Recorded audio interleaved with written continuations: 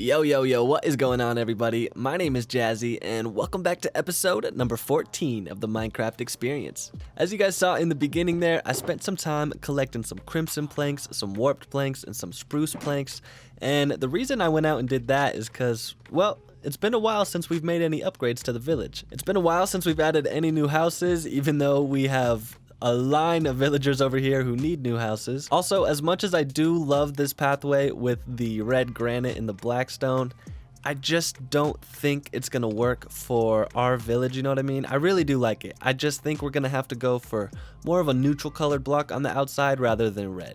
And so instead of granite, I was thinking we could replace all of that with some polished andesite. I think that's gonna look really good. Now, as far as the wood goes, what I'm thinking there is we could actually go ahead and quote unquote paint some of our houses. So instead of just having every single house be a dark oak house, we could have this one be like the warped planks. We could have this house be the crimson planks. We could have this be the spruce planks, and then so on and so forth. And so that way we can add some extra color into our village. I am honestly super excited to see the transformation of this village, because right now there's just not a lot of color. You know, every house looks super similar to one another, but trust me, that is all about to change. So to start things off, let's grab ourselves some polished andesite here and start ripping up this granite.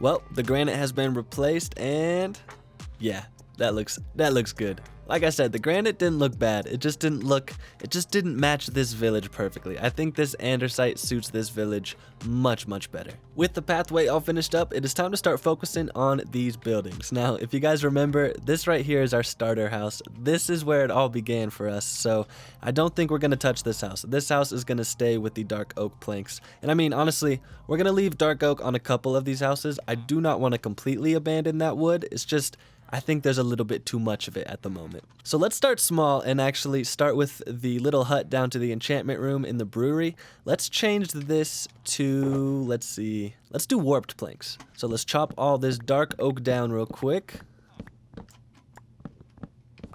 Grab some warped planks. Honestly, I'm super excited. This is looking really good. Which house are we doing next? You know what? Let's do the storage area. Which one should we do? Should we do spruce or crimson? Let's do crimson.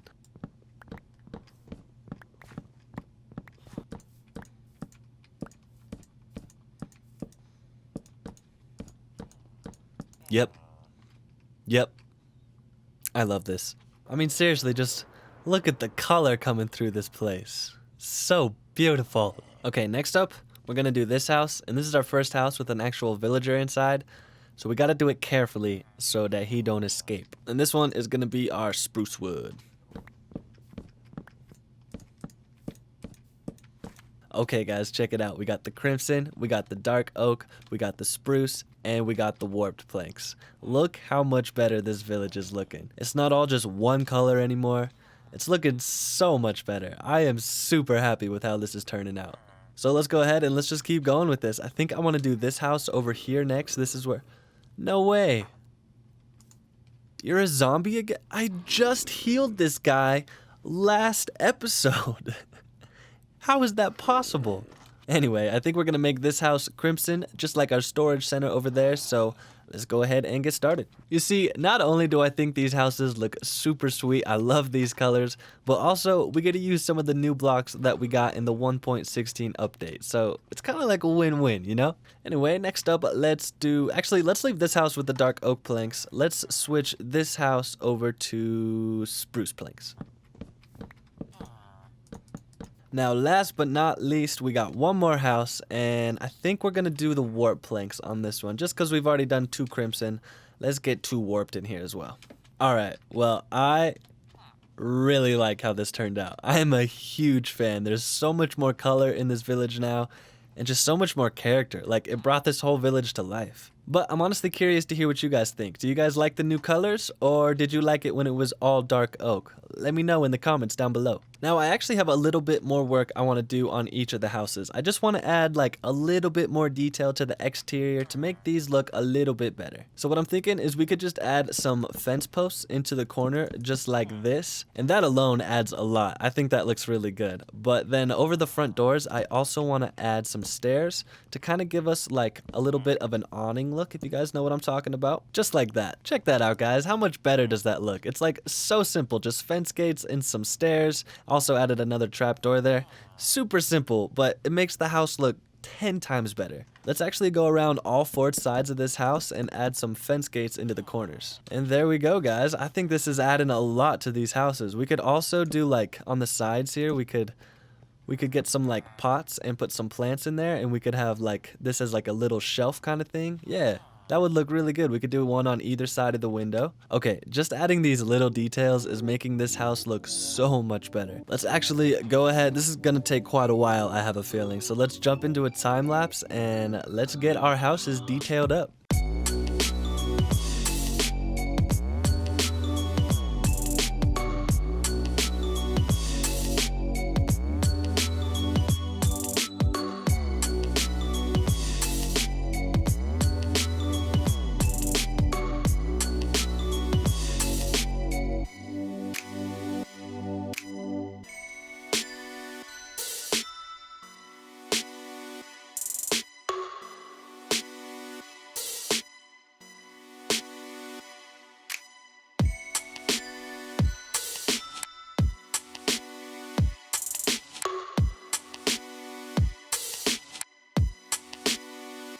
And there we go, guys. Got a bunch more detail into these villager houses. And man, I just gotta say, this village was in need of some upgrades. It was looking good, but it needed these upgrades. It's looking so much better now. The next thing we're gonna take care of today is something we should have taken care of many episodes ago, and that is this tunnel. We still have to finish the walls. In between episodes, like the last 5 episodes or so, I've been messing around with different ideas, and nothing I was doing was really like sticking, like, oh, that's the idea, until I came across this. I really like how this looks. It's just black stone bricks, and then we got the white stained glass in front of it. Kind of gives it like a gray texture, just like the normal stone bricks, but I don't know what it is. I really like how that looks. And then of course we still have our granite in here, which is going to be switched out for the andesite, so we will do that as well. Alright, well, it turns out I only have 4 blocks of polished blackstone, so we're gonna have to make a quick trip to the nether.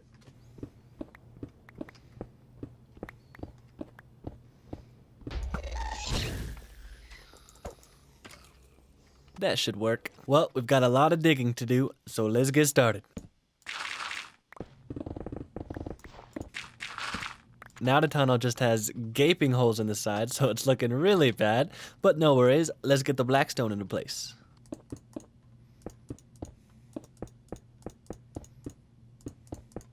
Now we just need some white glass.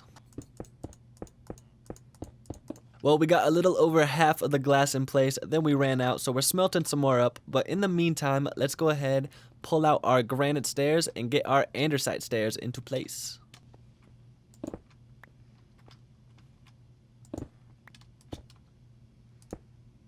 Ladies and gentlemen, it has been a long time coming, but the tunnel is finally finished.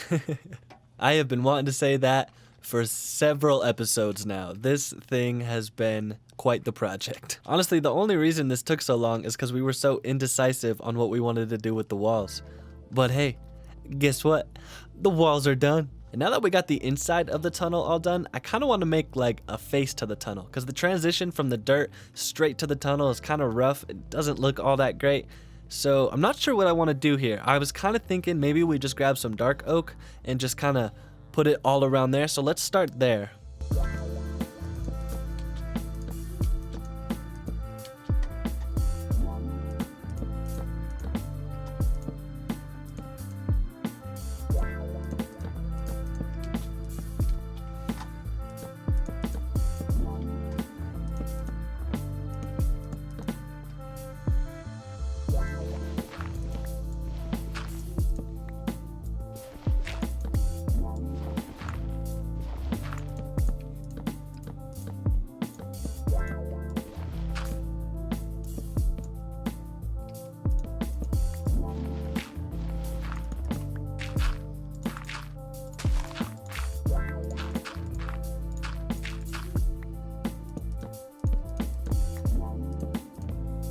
Well, we definitely need some more detail, but this is a good start. I think we could hang some lanterns from either side. That would look really good. We could get some stairs, maybe upside down on the top there. Yeah, let's experiment a little bit. Well, it's definitely not the prettiest entrance, but I'll tell you what, it looks a lot better than it did before. I think part of the reason it's looking really strange is because the mountain is like super skinny. I actually tried to fill out a little bit of the mountain over here to make it look a little bit better, and it does look a lot better because when it was like flat on either side, it looks so strange. But I think once we actually work on filling out the mountain a little bit more, it'll start making this look a little bit more natural. Now, as I'm sure you guys have noticed, there's like two little entrances on either side of our staircase here. So hear me out. Every time we have to go do a mining session, we have to run over to that staircase over there, run all the way down the stairs, and then we have to run all the way over to our beacon where we have haste 2 so we can insta-mine. Now that just seems like a waste of time if you're asking me, so what I'm thinking is we make water elevators that take us directly to Y11. So first things first, to get these elevators started, we are just gonna have to dig straight down to Y11.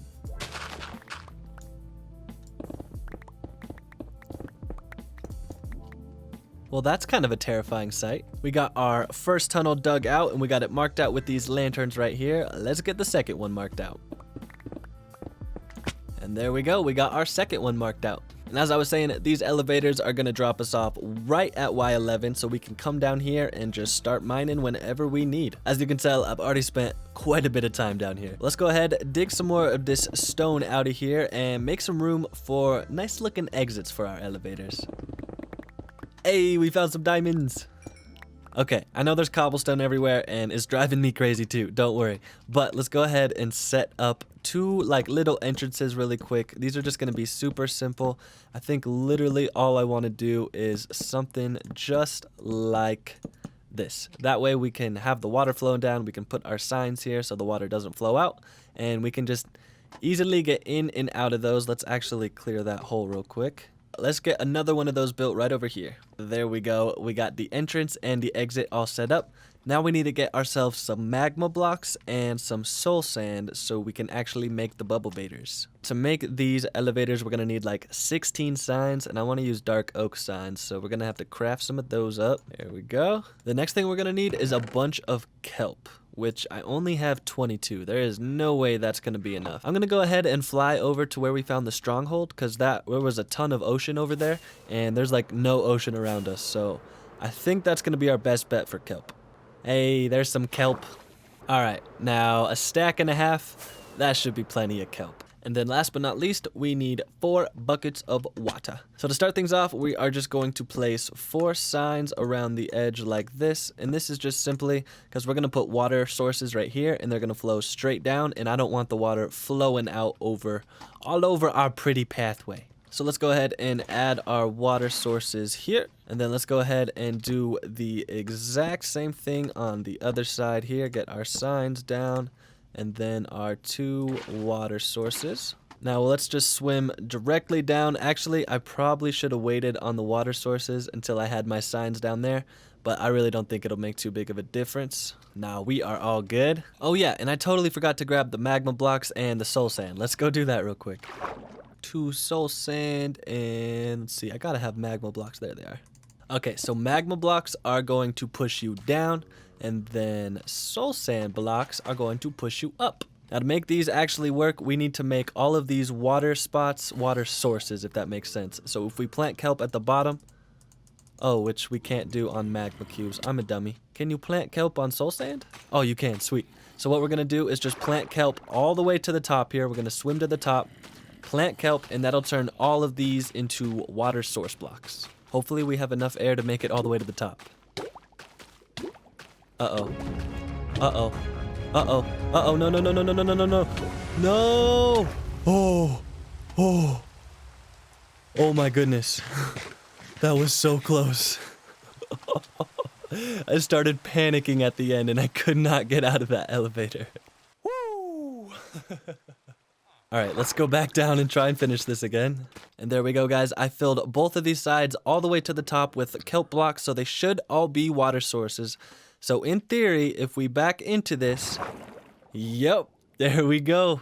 We get shot directly right back to the top. Yes, this is perfect. Now I think what I'm gonna have to do here is get rid of these magma blocks and just replace them with dirt for the moment. Place our kelp. Once we get all of these as water source blocks, we will replace the dirt with magma cubes again.